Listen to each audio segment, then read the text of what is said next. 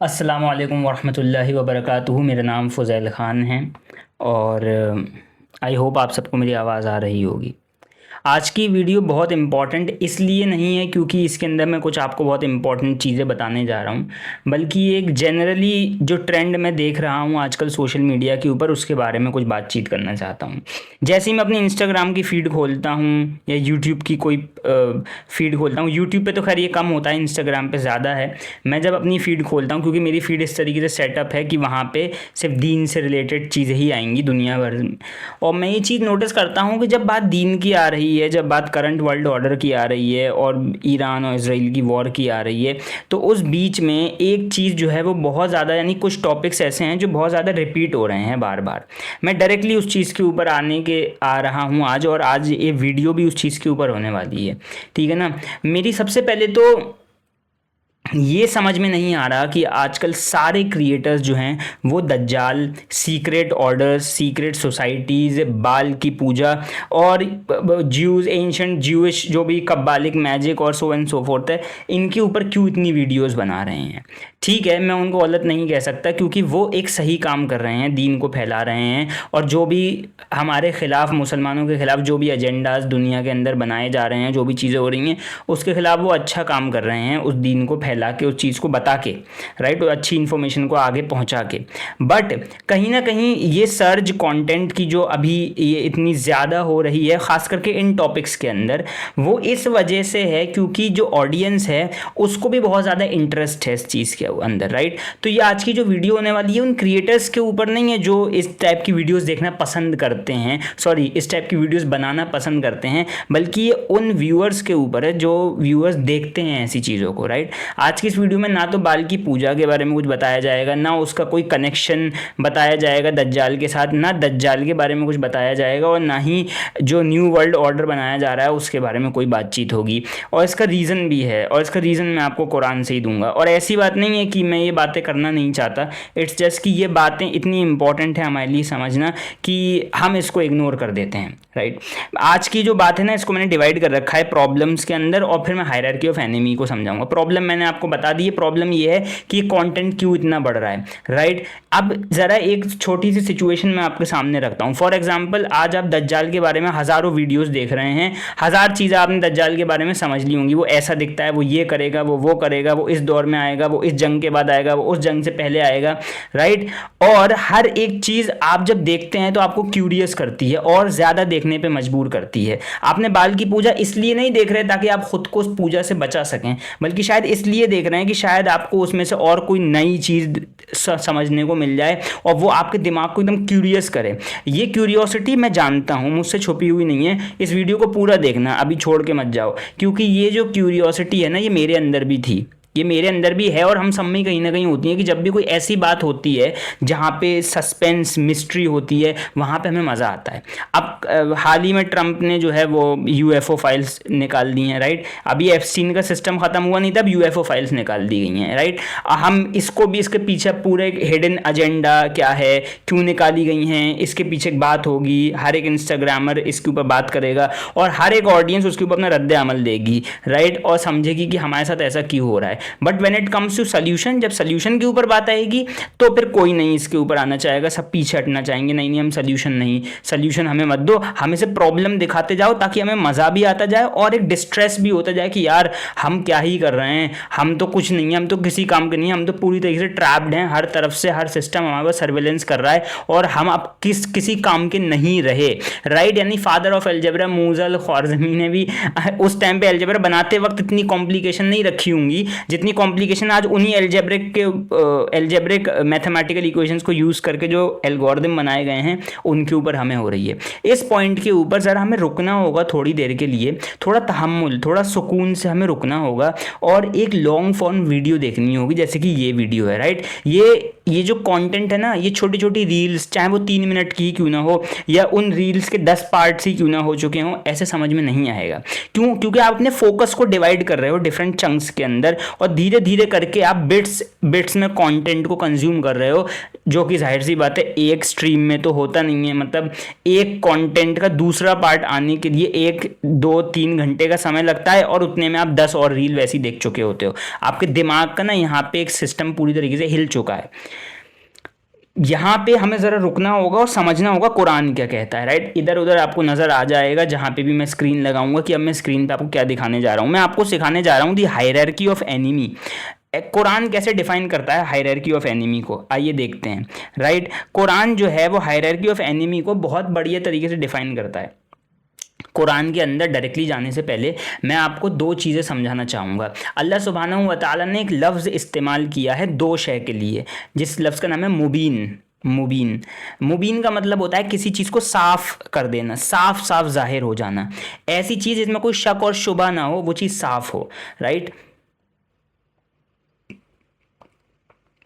ये लफ्ज़ अल्लाह ने दो चीज़ों के लिए इस्तेमाल किया है। पहली चीज़ अलिफ लाम रा तिल्का आयातिल किताबिल मुबीन, सूरह यूसुफ, अलिफ लाम रा, ये वो आयतें हैं जो उस किताब की हैं जो किताब मुबीन हैं, राइट। ये खुली आयतें हैं उस किताब की जो खुद एक मुबीन किताब है, किताब मुबीन, तिल्का आयातुल किताबिल मुबीन, राइट।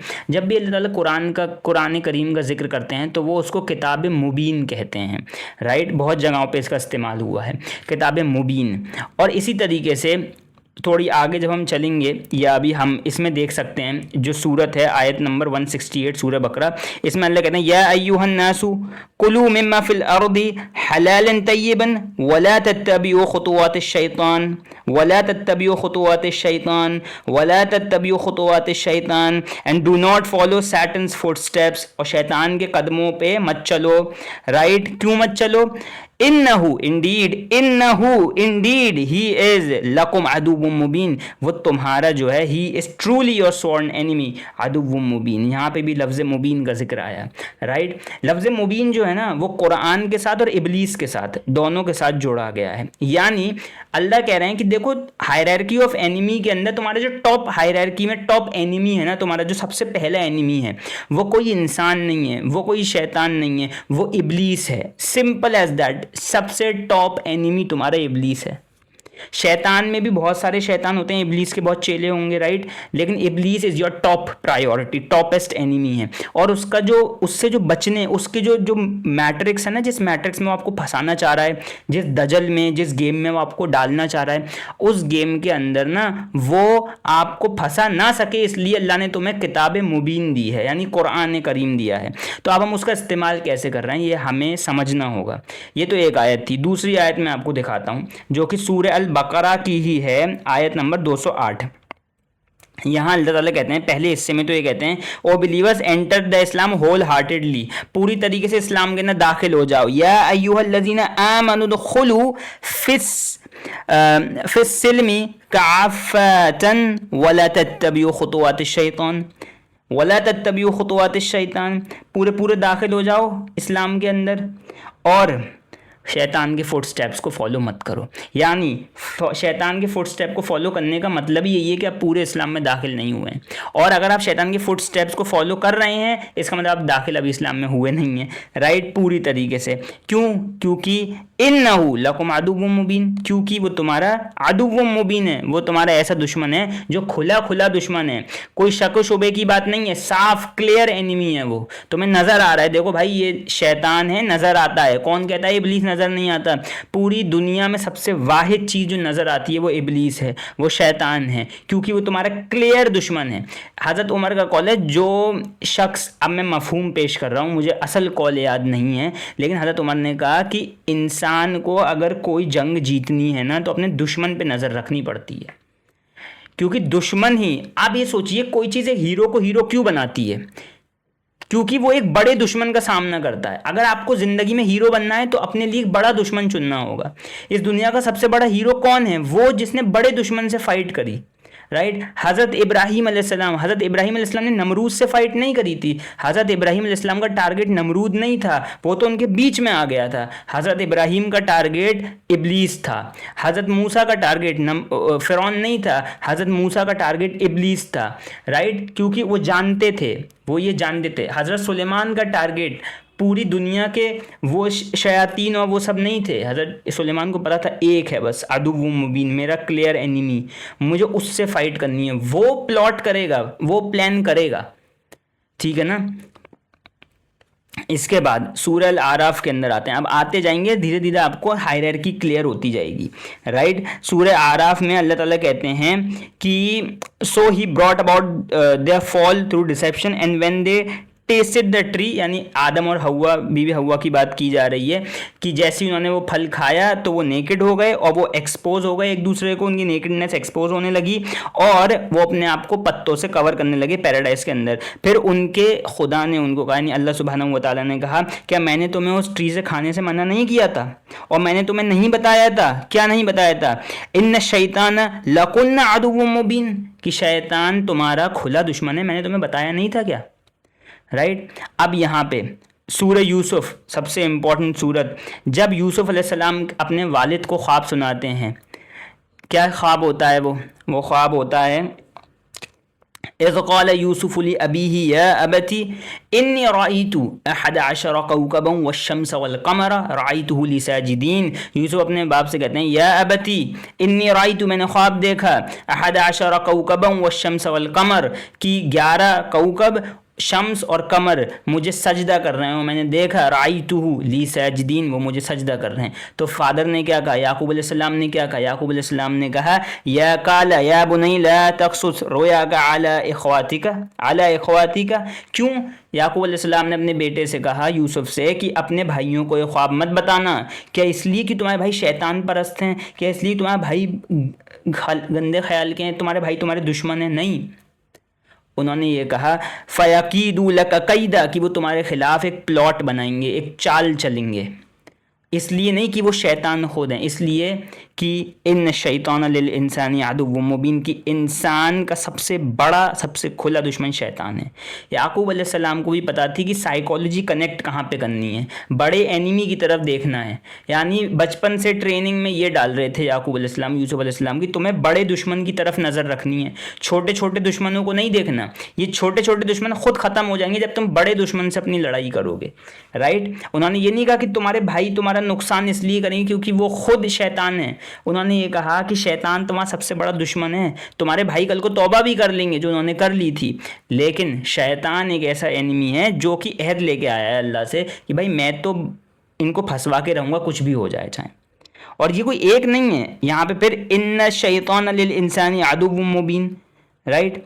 ये तो वही सूरत थी, सूरह यूसुफ ही थी, राइट। इसके बाद सूरह अल इसरा, सूरह अल इसरा में अल्लाह सुब्हानहू व तआला कहते हैं कि शैतान जो है वो तुम्हारे बीच में बीज बोता है प्रॉब्लम का, फसाद बोता है तुम्हारे बीच में। क्यों? क्योंकि तुम्हारा अदुव्वुम मुबीन, तुम्हारा खुदा दुश्मन है शैतान, राइट। मैं आपको अब सूरह, यहाँ पे सूरह कहफ भी है, सूरह लुकमान भी है, वीडियो बड़ी हो जाएगी। सूरह लुकमान में आपको एक बार दिखा दूँ ज़रा, आयत नंबर सूरह लुकमान की है आयत number 21, right. When it is said to them, जब उनसे कहा जाता है follow what Allah has revealed, कि अल्लाह की बातों को फॉलो करो जो अल्लाह ने उतारा है आसमान से, कुरान। They reply no we only follow what we found our forefather practicing, तो वो कहते हैं कि हम वही प्रैक्टिस करेंगे जो हमारे बाप दादाओं ने हमें कहा था।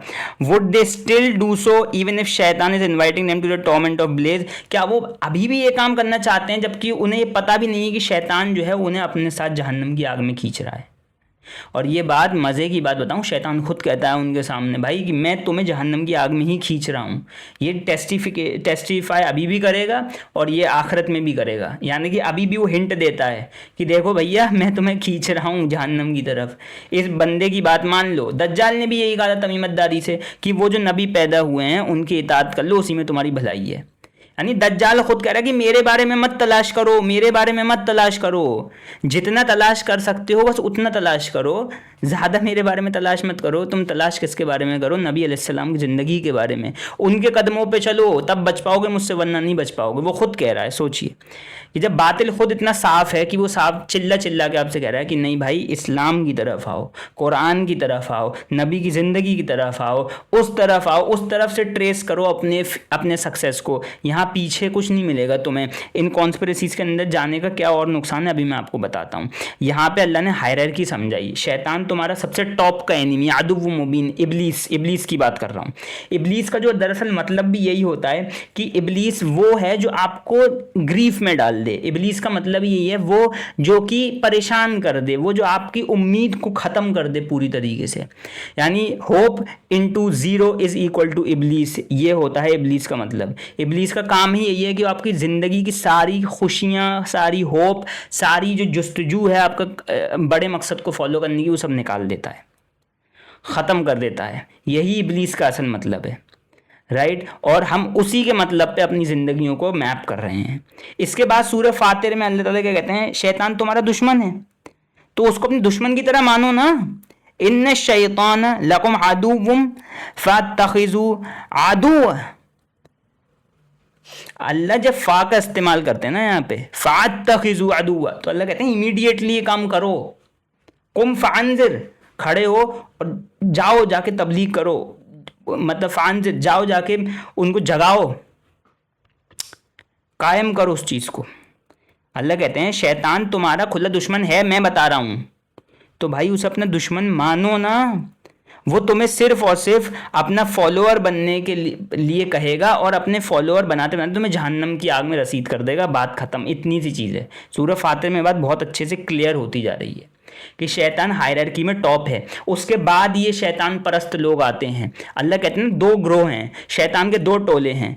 एक वो ग्रोह है जो कि इंसानों में से है, एक वो ग्रोह है जो शयातीन जिन्नातों में से है, राइट। जिन्नातों का तो हमें सिस्टम नहीं समझ में आता, कोशिश हम वहाँ पे भी जाने की करते हैं ना इन वीडियोस के साथ। इस कॉन्सेप्ट मैं फिर से कह रहा हूँ, उन क्रिएटर्स की कोई गलती नहीं है, वो अपना काम बखूबी कर रहे हैं। वो आपको दज्जाल के बारे में नॉलेज दे रहे हैं, वो आपको हर एक चीज़ के बारे में नॉलेज दे रहे हैं जो ज़रूरी है, बट उन्हें ये नहीं पता कि ऐसे हज़ारों क्रिएटर्स की इतनी ज़्यादा फ्रीक्वेंसी है कि बंदा अपना पूरा टाइम जो है उस इंस्टाग्राम रील पर बस यही देखने में लगा दे रहा है कि कैसे। और पहली बात तो वो रील्स देख रहे हैं, राइट। रील्स की कोई रिटेंशन होती नहीं है, राइट। जब लोग मुझसे कहते हैं कि वीडियोज़ को छोटा करो छोटा करो, मैं कहूँ मैं कैसे छोटा करूँ? अगर मैं रील बनाने पे आ जाऊँ, मैं रील पे अपना पूरा कंटेंट शिफ्ट कर दूँ, शॉर्ट्स पे कंटेंट शिफ्ट कर दूँ, तो एक इंसान को रद्दी बराबर भी कोई ज़िंदगी में कोई चीज़ समझ में नहीं आएगी। इतना कम रिटेंशन होता है रील्स का। आप कभी भी एक पुराने बंदे की जाके आप वीडियोस की प्लेलिस्ट देखते हो, ज़रूर देखते हो, लेकिन उसकी रीलें कभी नहीं देखते पुरानी, जा जाके ढूंढ ढूंढ के कि उसकी उस रील में क्या था, क्योंकि हमें रील्स के टाइटल तक याद नहीं रहते। तो हम रील्स में कही गई बातों को याद कैसे रख पाएंगे? ये बहुत इंपॉर्टेंट है हमारे लिए समझना कि रील्स वो छोटा पैगाम है जो हमें एकदम से मिलता है डोपामीन हिट की तरह और फिर चला जाता है और न जाने खो जाता है सैकड़ों हज़ारों रील्स के अंदर।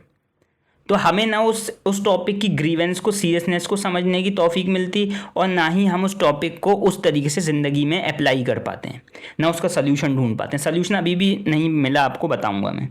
इसके बाद हायरार्की में वो टोले आते हैं जिनके पीछे आज हम अपनी ज़िंदगी गुजर बसर कर रहे हैं। शैतान जो है ना एक बड़े चेस का गेम बना रहा है हमारे लिए। ये यूएफओ फाइल्स, एप्स्टीन फाइल्स, ये कुछ नहीं है, ये मजाक है। मैं सच बता रहा हूँ, जिस लेवल की नॉलेज इस टाइम कुरान दे रहा है, जिस लेवल की नॉलेज कुरान में है, और हम ढूंढ सकते हैं, निकाल सकते हैं कुरान से वो नॉलेज, और दुनिया में उसकी एप्लीकेशन करके न सिर्फ दुनिया के अंदर क़ुव्वत और ताकत हासिल कर सकते हैं, बल्कि अपने आप को इंटेलेक्चुअली उस पिनेकल पे पहुंचा सकते हैं जो शायद आज से पहले इस पूरी हिस्ट्री में नहीं हुआ। हाँ, हम एग्जाम्पल देते हैं इब्न हैसम के, हम एग्जाम्पल देते हैं मूसा अल ख्वारिज़मी के, लेकिन इससे भी बड़े बड़े एक्सपेरिमेंटेशंस और रिसर्च हमारे लिए इंतज़ार कर रहे हैं। बस हमें कुरान को खोलना, पढ़ना और समझना होगा बहुत इम्पॉर्टेंट तरीके से, बहुत सही तरीके से। इसलिए मेरा पूरा चैनल ही इसके ऊपर बेस्ड है। मैं भी कॉन्स्पिरेसीज के ऊपर बात करना चाहता हूँ, मैं भी दज्जाल के ऊपर पूरी रिसर्च करके बैठा हूँ, मुझे भी दज्जाल के बारे में बहुत कुछ पता है। मैं भी अपनी स्पेक्यूलेशंस और जो भी मुझे पता लगी हैं चीज़ें, मैंने उसके बारे में पूरा फोल्डर बना रखा है, लेकिन एक सही वक्त का इंतज़ार कर रहा हूँ, उस वक्त का जिस वक्त पे वाकई में उस चीज़ की ज़रूरत होगी दुनिया को। अभी दज्जाल के बारे में इतना कंटेंट डालने से हमारे पास प्रॉब्लम ये होगी कि हमें प्रॉब्लम तो समझ में आ जाएगी लेकिन उसका सल्यूशन हमें नहीं मिल पाएगा। हायरार्की के उस पिरामिड के ऊपर हम अपने टॉप ऑफ द ऑर्डर जो हमारा मेन दुश्मन है शैतान, उसको हम साइड में करके बाकी चेलों की बातें कर रहे हैं कि वो शैतान की पूजा करते हैं। यार सबको पता है जो ये ग्रुप्स हैं, जो ये सैटनिस्ट हैं, सैटनिज्म है, सैटनिक कल्ट्स हैं, जो भी बने हैं, सबको पता है कि शैतान सबसे बड़ा उल्लू इन्हीं को बना रहा है। सबको पता है, ये एक मुसलमान को बेहतरीन तौर पे पता है।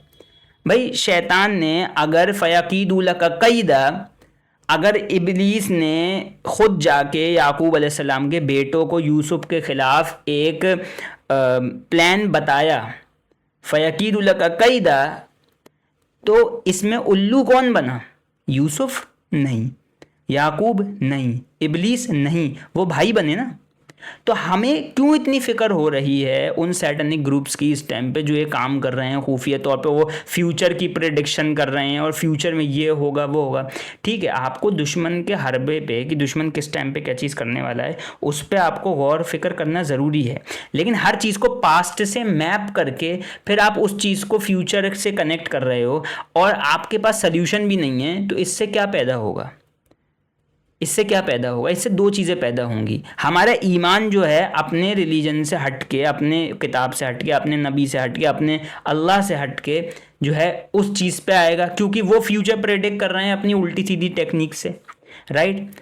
और जो फ्यूचर इवेंट्स अभी प्रेजेंट में होंगे, मतलब जो कल फ्यूचर है वो कभी ना कभी तो प्रेजेंट बनेगा। तो जैसे मान लो अभी कोई वायरस, एक फेमस वायरस हंटा वायरस आया, राइट, हंता वायरस कहते हैं, क्या कहते हैं, उसकी प्रोनाउंसिएशन नहीं आती। कोई कह रहा है कि इसको पहले ही पास में प्रेडिक्ट कर दिया गया था, इस तरीके से ये होगा, ये फलाना ढमका। हो सकता है, बट अब हमें जान के क्या मिलेगा उससे? कि हमारे पास कोई सल्यूशन है? मतलब अब हमारे पास कोई ऐसी बुक मौजूद है, कुछ ऐसी चीज़ मौजूद है जहाँ से फ्यूचर की बातें हम अभी जान लें और फिर उसके ऊपर इम्प्लीमेंट करना शुरू करें? वैसे है, हमारे पास एक बुक मौजूद है, हमारे पास एक ऐसी बुक मौजूद है जिसमें हर एक चीज़ लिखी है, वो है कुरान। उसके अंदर फ्यूचर की हर एक चीज़ लिखी हुई है, और अगर हम उसकी एप्लीकेशंस को समझना शुरू करें, उसके ऊपर काम करना शुरू करें, तो फ्यूचर का तो नहीं पता, लेकिन प्रेजेंट के अंदर हमें अल्लाह सुब्हानहू व तआला वो पावर देंगे जो शायद हमने कभी सोची नहीं होगी। ये थी वो हायरार्की ऑफ एनिमी। अब बहुत लोग बुक ऑफ इनॉक का हवाला बहुत दे रहे हैं आजकल।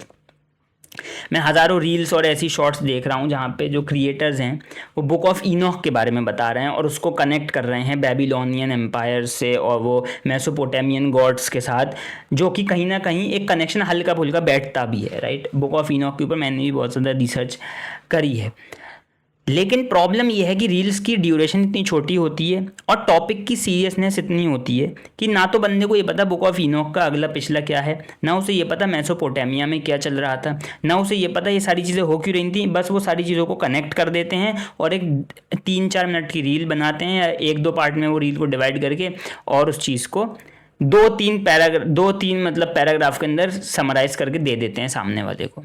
सामने वाला उसे लेता है, उसे ये नहीं पता होता है इस इन्फॉर्मेशन का यूज़ क्या करना है, तो वो उसे बस डंप कर लेता है अपने दिमाग में और इससे ज़्यादा कुछ नहीं होता। अब मैं आपको बताता हूँ, इब्लीस की एक खुसूसियात है। अल्लाह ने कहा ना अदुव्वुम मुबीन, तुम्हारा सबसे क्लियर एनिमी है। इसका मतलब उसकी जो क्वालिटीज़ होंगी वो सामने से हमें नज़र आ जाएंगी, राइट। हम बस उसको इग्नोर करते रहते हैं। बुक ऑफ इनॉक का हवाला दूंगा आपको, खोल लेता हूँ अपने सामने book of Enoch. Book of Enoch chapter 3 fallen angels, जिन्हें वॉचर्स कहते हैं, राइट।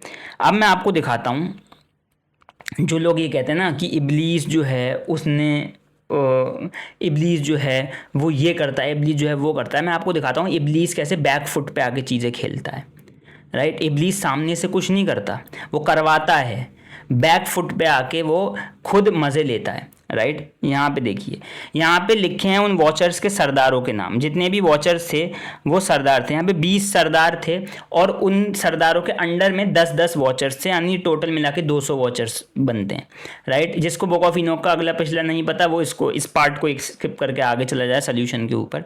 लेकिन यहाँ पे जो है वो ये इनके 20 लीडर हैं और 20 लीडर के अंदर आपको अज़ाज़ील का नाम नहीं मिलेगा। माइंड यू, इब्लीस का पुराना नाम अज़ाज़ील था जब वो फरिश्ता हुआ करता था, जो भी, खैर इसमें अज़ाज़ील का नाम नहीं मिलेगा आपको। कुछ लोग कहते हैं सेमजाज़ा ही अज़ाज़ील था, वो बात गलत है, सेमजाज़ा अलग है। अज़ाज़ील का नाम आपको नीचे मिलता है, सरदारों में नहीं मिल रहा। इसका मतलब अज़ाज़ील सरदार नहीं था। उस ओथ के अंदर अज़ाज़ील मौजूद था, नहीं इब्लीस मौजूद था, लेकिन अज़ाज़ील उनमें से एक वॉचर बन के आया था, राइट।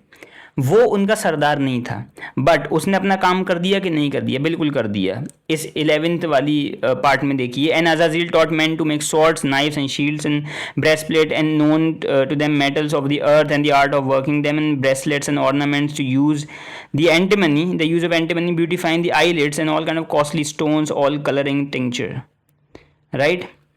अज़ाज़ील ने सिखा दिया पूरी तरीके से जो उसे सिखाना था। बैक फुट पे आया, अपना काम किया, चला गया, राइट। नमरूद के दौर में आ जाइए, अज़ाज़ील नज़र नहीं आता, इब्लीस कहीं नज़र नहीं आता। क्यों? बैक फुट पे आया, नमरूद से सारा काम करवाया, चला गया, राइट। फ़िरौन के दौर में आ जाइए, सामने नज़र नहीं आता, बैक फुट पे आया, काम करवाया, चला गया। लास्ट के दौर में आ जाइए, दज्जाल आएगा, अज़ाज़ील नहीं आएगा, इब्लीस नहीं आएगा, वो बैक फुट पे रहेगा, बैक फुट पे आएगा, काम करेगा, चला जाएगा। अभी वर्ल्ड ऑर्डर को देख लीजिए, जो भी वर्ल्ड ऑर्डर, सीक्रेट सोसाइटीज़, ये जो पूरी बन रही हैं चीज़ें, अज़ाज़ील कहाँ है इसमें? अज़ाज़ील कहीं नहीं है। इब्लीस कहाँ है? इब्लीस नहीं है कहीं पे। क्यों नहीं है? क्योंकि इब्लीस को पता है कि ये बंदे जो हैं, ये चाहे सच्चाई का कंटेंट ही बनाते रहें 24 घंटे, अगर ये एप्लीकेशन ही नहीं करेंगे, इम्प्लीमेंटेशन ही नहीं करेंगे, तो ये पीछे ही रहेंगे हमसे।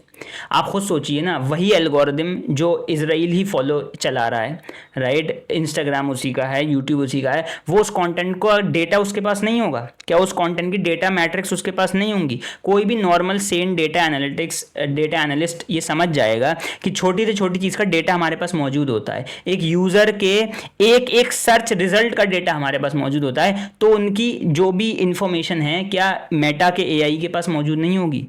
क्या मेटा का एआई उसी इंफॉर्मेशन को फीड करके नए नए रिजल्ट्स नहीं बता रहा होगा टीम को कि भाई ये कंटेंट चल रहा है, ये नहीं चल रहा? तो अगर उनके खिलाफ कोई प्रोपेगेंडा चल रहा है, उनके खिलाफ कोई बात हो रही है, उनके खिलाफ ये बताया जा रहा है कि बाल की पूजा करते थे, और उनके खिलाफ बताया जा रहा है कि सीक्रेट सोसाइटीज़ बन रही हैं, और उनको बैन नहीं किया जा रहा, एक दो को छोड़ के, जहाँ पे उन्हें लगता है कि हाँ यहाँ पे कुछ ऐसी कंट्रोवर्शियल बात है जो हमारे मेन एजेंडा को हिट करेगी, वो उसे बैन कर देते हैं, बाकी सबको बैन नहीं करते।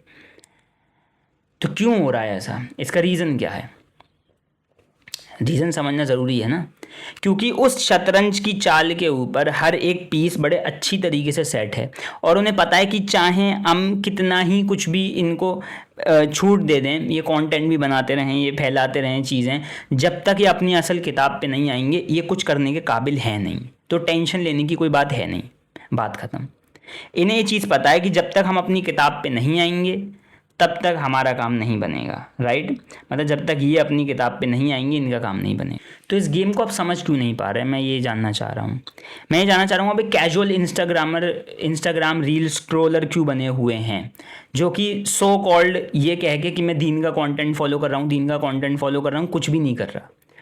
वो अपने 18 से 20 घंटे सिर्फ दीन का कंटेंट ही फॉलो कर रहा है, जबकि वो काम वो पूरे दिन में 30 मिनट निकाल के अलग से कर सकता है। लेकिन मैं पूरे दिन में टाइम पास करने के बाद एंड में आके कहता है कि देखो, ना मुझे आती बाइबल, ना आती कुरान, राइट, ना मैंने कभी सीरत पढ़ी, ना मुझे कोई एक जंग के बारे में पता, राइट। मतलब पूरी बाइबल से इन लोगों ने बस क्या निकाला, बाल की पूजा कैसे होती थी। ये नहीं जानते कि पूरी बाइबल के अंदर और क्या चीज़ें हो रही थी, राइट। बुक ऑफ लेविटिकस के अंदर, बुक ऑफ नंबर्स के अंदर कैसे टैबरनेकल बना, कैसे टैबरनेकल के अराउंड रिचुअल्स होते थे, वो टैबरनेकल क्या था, उसके अंदर आर्क ऑफ द कोवेनेंट कहाँ पे प्लेस था, क्या उसकी डायमेंशंस थी, क्यों अल्लाह ने वो डायमेंशंस दी, क्या उसमें चेंजेस हो सकते हैं, कहाँ पे चेंजेस हो सकते हैं, वॉर की फॉर्मेशन कैसे करते थे, पूरी तरीके से जो वॉरफेयर टैक्टिक्स थी, मूसा अलैहिस्सलाम किस तरीके से वो पूरी प्लानिंग कर रहे थे, वो प्लानिंग क्यों एग्जीक्यूट नहीं हो पा रही थी, क्या फेल ओ कॉल में जो तजाद था वो हो रहा था, क्यों ऐसा हो रहा था कि उनके एक्शंस मैच नहीं कर रहे थे अल्लाह सुब्हानहू व तआला की कमेंडमेंट्स के साथ, राइट। आप नेटफ्लिक्स पे आ जाइए, नेटफ्लिक्स पे मैंने सोचा चलो कोई डॉक्यूमेंट्री देख लें, मैंने मोजेस की डॉक्यूमेंट्री देखी, आपको भी मिल जाएगी फेमस। उसके अंदर कुछ और बताया जाता है, राइट। उसमें तो प्योर बाइबल भी नहीं बताई जाती, उसके अंदर बाइबल के नाम पे तालमुदिक स्क्रिप्चर्स बताए जाते हैं, जिसके अंदर कुछ डॉक्यूमेंट्रीज़ के अंदर सो कॉल्ड कुछ मुस्लिम रिसर्चर्स भी होते हैं जो कि पता नहीं क्या कर रहे थे बाइबल की डॉक्यूमेंट्री में, मुस्लिम्स का क्या काम है, राइट। अगर प्योरली वो बिब्लिकल डॉक्यूमेंट्री बन रही है मोजेस की लाइफ के ऊपर, तो वहाँ पे कुरान आलिमों का क्या काम है। और वो भी ये बताने के लिए, असल बात बताने के लिए नहीं, कंपैरेटिव रिलीजियस एनालिसिस करने के लिए नहीं, सिर्फ ये बताने के लिए कि राइट मोसेस जो है ना वो वाकई में अपने लोगों के लिए एक सेवियर थे और वो एक अलग टाइप का रिलीजन लेके आए थे और वो मोनोईथिज्म नहीं था, वो कुछ और था। वाह, मुझे सुन के सबसे पहले बहुत बड़ा शौक लगा कि वाह, बाइबल जो कि खुद मोनोइथिस्टिक एक किताब है, मोनोथीस्टिक किताब है, वो ऐसी बातें कर रही है कि नहीं मोसेस जो है मोनोइथिज्म लेके नहीं आए थे, वो कुछ और लेके आए थे। तो ये क्या हो रहा है हमारे दिमाग के साथ, क्यों इतना फ्रैक्चर किया जा रहा है हमारे दिमाग को? क्या जो एल्गोरिदम जिस पे इंस्टाग्राम यूट्यूब ये सब चल रहे हैं ये आपके दिमाग को ख़राब नहीं कर रहे? आप खुद बताइए, चाहे आप कितना ही दीनी कंटेंट कंज्यूम करें, at the end of the day you are just a consumer, you are not a producer. और जो प्रोड्यूस कर भी रहे हैं मैं उनसे भी कहना चाहूँगा, why you are only producing short form content, सिर्फ इसलिए कि वो जल्दी हाइप मिल जाती है उसे या जल्दी वो फेमस हो जाता है। That is not a part of your bigger game, that shouldn't be a part of your bigger game. अगर बड़ा गेम खेलना है तो बड़े एनिमी से टक्कर लेनी पड़ेगी, और बड़े एनिमी से टक्कर लेनी है तो for that you need to understand that you have to break this small small matrices. ये छोटी मैट्रिक्स को तोड़ना बंद करो, मतलब इनको इन माइलस्टोन को अचीव करना बंद कीजिए और लॉन्ग फॉर्म डेप्थ कंटेंट पे आइए, डीप कंटेंट पे। जनरल कंटेंट, जनरल ऑडियंस के लिए भी अगर आपको कंटेंट बनाना है तो आपको पहले प्रॉपर कॉन्टेक्स्ट बिल्ड करके देना होगा, वरना हमेशा हमारे ऊपर एथीस्ट सवाल उठाते रहेंगे और जो डिफरेंट रिलीजियस स्कॉलर्स हैं वो सवाल उठाते रहेंगे कि देखो तुम्हें तो सही तरीके से प्रेजेंट भी करना नहीं आता, इस्लाम तुम क्या कर रहे हो लोगों के अंदर। तो ये जो बात है ना ये उन सारे लोगों के लिए है, उनको समझनी भी होगी कि वो काम बड़ा अच्छा कर रहे हैं, बहुत बेहतरीन तरीके से एक इनिशिएटिव ले रहे हैं अपनी ज़िंदगी के अंदर जो इस्लाम को प्रमोट कर रहे हैं, but you are hitting with the wrong psychological tactic. आप गलत तरीके से उनके दिमागों को फिल कर रहे हैं। ठीक है, जो शॉर्ट फॉर्म के अंदर कोई अच्छी बात बताता है इट्स गुड, जो शॉर्ट फॉर्म के अंदर कोई साइंटिफिक तफसीर दे रहा है इट्स गुड, लेकिन अगर शॉर्ट फॉर्म में आप सिर्फ और सिर्फ दज्जाल, बाल, अनुनाकी इनके बारे में बात कर रहे हो यार, तो व्हाट्स अ पॉइंट? ये मिस्ट्रीज़, ये जो चीज़ें ट्रिगर करती हैं ये हम और आप समझ सकते हैं क्योंकि हम इसको बैलेंस करके चलते हैं कुरानिक रिसर्च के साथ, कुरान को समझने के साथ। बट दीज पीपल जो इंस्टाग्राम के ऊपर स्क्रॉल कर रहे हैं 24 घंटे, उन्हें सिर्फ और सिर्फ उससे डोपामीन हिट मिलता है, उन्हें बस मज़ा आता है, उन्हें लगता है कि एक और साइंटिफिक फिक्शन, एक और साईफाई मूवी हमारे सामने चलना शुरू हो गई है। कोई वॉर हुई तो वो हमें एक साईफाई मूवी लगने लगती है, राइट? उसके पीछे के हिडन एजेंडाज अगर हमें पता करने हैं वो एक साईफाई मूवी लगने लगती है। But when it comes to solution, when it comes to Quran, when it comes to understanding and interpreting Quran in a greatest way possible in this era, वहाँ पे हम पीछे हो जाते हैं। ना तो कोई समझना चाहता 40 मिनट की वीडियो को, 1 घंटे की वीडियो को बैठ के आराम से, उसमें भी उन्हें रिटेंशन चाहिए, राइट? व्हेन आई से कि मैं रिटेंशन नहीं चाहता अपनी लॉन्ग फॉर्म वीडियोज़ में भी, मैं नहीं चाहता कि लोग रिटेंशन सीख करें थ्रू एडिटिंग। मैं चाहता हूं कि वो उस वीडियो के इस हिस्से तक भी इसलिए बैठे रहें क्योंकि उन्हें रिटेंशन नहीं, उन्हें इन्फॉर्मेशन चाहिए, उन्हें इल्म चाहिए, उन्हें इल्म चाहिए और उस इल्म का यूज़ करके उन्हें एक चेंज लेके आना है सोसाइटी के अंदर, इस पूरे सिस्टम के अंदर, इस पूरी दुनिया के अंदर। इसीलिए मैं अपनी बात नहीं करूंगा बल्कि हर एक ऐसे क्रिएटर जो इस तरीके से काम कर रहे हैं, शॉर्ट और लॉन्ग दोनों तरीके से भी, जो शॉर्ट फॉर्म क्रिएटर्स हैं वो भी अच्छा काम कर रहे हैं, बट उन्हें लॉन्ग फॉर्म भी बनानी होगी क्योंकि लॉन्ग फॉर्म कंटेंट डेप्थ ज़्यादा देगा और लॉन्ग फॉर्म में 5-10 मिनट से काम नहीं चलने वाला। You need to drag these videos at least to 40-45 minutes. और ऐसा नहीं है कि उसमें कुछ भी बोलो, उसमें आपको इन्फॉर्मेशन ही देनी होगी, तब आपकी वो रिसर्च, वो डेप्थ, वो चीज़ नज़र आएगी लोगों को कि हाँ यार देखो सीरियस तरीके का काम हो रहा है इस्लाम पे। इवन इफ़ की जो डॉक्यूमेंट्री जो वो चीज़ बनती हैं वो भी इतनी डेप्थ पे बनती हैं, बट लोगों को इंटरेस्ट है उस रील के अंदर, और वो रील ही दज्जाल का असल दजल है। असल दजल दज्जाल का कभी वो नहीं होता जो नज़र आता है। दज्जाल की जहन्नम जन्नत होगी, जन्नत जहन्नम होगी जैसी होगी, राइट? क्यों? क्योंकि जो नज़र आएगा वो दजल नहीं है, जो नज़र नहीं आएगा वो दजल है। जो छुपा हुआ होगा, जो दुनिया को पता नहीं होगा, असल दजल वो है। और यकीन जानिए इस दुनिया का सबसे बड़ा दजल ये है कि हमें कुरान समझ में नहीं आ रहा है। ये शैतान का सबसे बड़ा हरबा है, ये शैतान की सबसे बड़ी चाल है, क्योंकि वो जानता है कि अदुव्व मुबीन को सिर्फ किताब मुबीन ही काट सकती है। अदुव्व मुबीन की हर एक चाल को किताबुल मुबीन ही तोड़ सकती है। सिर्फ कुरान के पास वो ताकत है। नबी अलैहिस्सलाम ने जिस तरीके से प्रैक्टिस करके दिखाया कुरान, सिर्फ उस तरीके में वो ताकत है कि वो उस एग्जिस्टिंग ये जो मैट्रिक्स बनाई जा रही है हमारे अराउंड, इसको तोड़ सके। तो हमारा काम ये है कि हम कुरान को जितना डीप हो सके उतना समझें। मैं ये नहीं कह रहा दज्जाल के बारे में मत पढ़ो, जब उसकी ज़रूरत होगी तो वो भी पढ़ना है।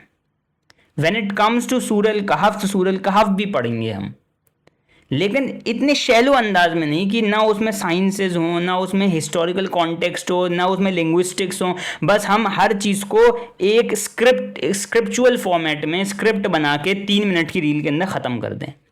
ये नहीं चाहिए हमें। हमें चाहिए एक स्पेसिफिक डेप्थ कोर्स। वो ऐसा कोर्स होना चाहिए जो हर एक पॉइंट पे आपको तरतीब सिखाए, तरीक़ा कार सिखाए कुरान को सीखने का, हदीसों को समझने का, उनको कॉन्टेक्सचुअली रखने का, वहाँ पे क्रिटिकल थिंकिंग का यूज़ करके सही सवाल पूछ के सही जवाब ड्राइव करने के लिए सही सब्जेक्ट्स का यूज़ करने का। वहाँ से आपको चीज़ें क्लियर होंगी। सो मेरी यही गुजारिश रहेगी हर एक से कि जो कंटेंट कंज्यूम कर रहा है वो लॉन्ग फॉर्म डेप्थ में कंटेंट कंज्यूम करे, और जो शॉर्ट फॉर्म कंटेंट क्रिएटर्स हैं जो बना रहे हैं इस्लामिक कंटेंट, खास करके इन टॉपिक्स से रिलेटेड, दज्जाल, बाल और ये जो कॉन्स्पिरेसी थियरीज और इन सब से रिलेटेड, ये अपने कंटेंट को थोड़ा बड़ा करें, लॉन्ग फॉर्म कंटेंट की शक्ल दें और एविडेंसेस के साथ, डेप्थ के साथ चीज़ें रखें। सिर्फ हवा हवाई और बातों में ना उलझाएं लोगों को। इससे होगा ये कि उन्हें एविडेंसेस मिलेंगे नहीं, आपके ऊपर ट्रस्ट उनका कम होगा, और वो आपको वैसे भी याद नहीं रखने वाले अगर आप एक रील के क्रिएटर हो यार, चाहे आपके करोड़ों में व्यूज़ आ रहे हैं। तो जब आप उनकी बात ही आपको याद नहीं रहेगी, आपकी बात ही उनको याद नहीं रहेगी, तो वो आपको वैसे भी नहीं देखेंगे, राइट। तो ये थी आज की वीडियो। आई होप आपको ये पसंद भी आई होगी। थोड़ी ब्रूटल वीडियो थी जहाँ पे मैंने फ़ेस टू फेस चीज़ों को क्लियर किया है। आई होप पसंद आई होगी, और मेरा मकसद वही रहेगा और वही है। मैं किसी एल्गोरिदम के उसमें नहीं आने वाला। मैं लॉन्ग फॉर्म डेप्थ वाला कंटेंट ही बनाऊंगा, चाहे कितनी शॉर्ट फॉर्म कंटेंट फेमस हो। शॉर्ट्स भी डालता हूँ मैं, वक्त आने पे जो इम्पोर्टेंट चीज़ होगी वो हम शॉर्ट्स में भी बताएंगे, लेकिन shorts it's for general audience जिनके पास कोई काम धंधा नहीं है, जो स्क्रॉल कर रहे हैं, राइट। जो काम वाले बंदे हैं वैसे भी टाइम निकाल के लॉन्ग फॉर्म कंटेंट कंज्यूम करते हैं, मेरी तरह मैं भी लॉन्ग फॉर्म कंटेंट कंज्यूम करता हूँ, राइट। मैं भी कोर्सेज बड़े बड़े 3-3, 4-4 घंटे की पॉडकास्ट और उन सबसे चीज़ें अखज़ करता हूँ, राइट। मैं भी छोटी चीज़ देखने वाली बंदा नहीं हूँ, छोटी चीज़ देखने वाला बंदा नहीं हूँ, राइट। तो ये चीज़ हमें डेवलप करनी होगी। हमारी साइकोलॉजी के लिए भी बेहतर है, हमारे दिमाग के लिए भी, मेंटल हेल्थ के लिए भी बेहतर है, और हमारे दीन के लिए तो बेहतर है ही। तो आई होप आपको वीडियो अच्छी लगी होगी। अगर आपको सकर के बारे में जानना है, सकर जहन्नम का वो हिस्सा है जो बहुत ही ज़्यादा डेप्थ में साइंटिफिकली मैंने कवर करने की कोशिश करी है 3 एपिसोड्स के अंदर, उसकी प्लेलिस्ट यहाँ पे आपको मिल जाएगी। अगर आपको रब्बल आलमीन के बारे में जानना है, कुरान की पहली सूरह फातिहा में कैसे अल्लाह सुब्हानहू व तआला एक ऑर्डर बनाते हैं, तो उसके लिए सूरह फातिहा की ये प्लेलिस्ट जो अभी भी चल रही है, और इसका हम फ़ेज़ 1 यानी सूरह तकवीर हमने स्टार्ट कर दी है, जो फ़ेज़ 1 है सूरह फातिहा का। इसका फ़ेज़ 2 और फ़ेज़ 3 भी आएगा मालिक यौमिद्दीन के अंदर। और अगर आपको एवोल्यूशन में इंटरेस्ट है कि एवोल्यूशन सही है या इस्लाम सही है, तो दोनों को बैलेंस करते हुए, या जो सही था और जो गलत था वो बताते हुए, मैंने 2 वीडियोज़ के अंदर एवोल्यूशन भी कवर किया है, जो डीबंकिंग रियलिटीज़ के अंदर आपको मिल जाएगा इस प्लेलिस्ट के अंदर। तो आई होप आपको मेरा कंटेंट अच्छा लगे, और इंशाल्लाह ये कंटेंट आगे भी बढ़े। तो चलता हूँ, अल्लाह हाफिज़।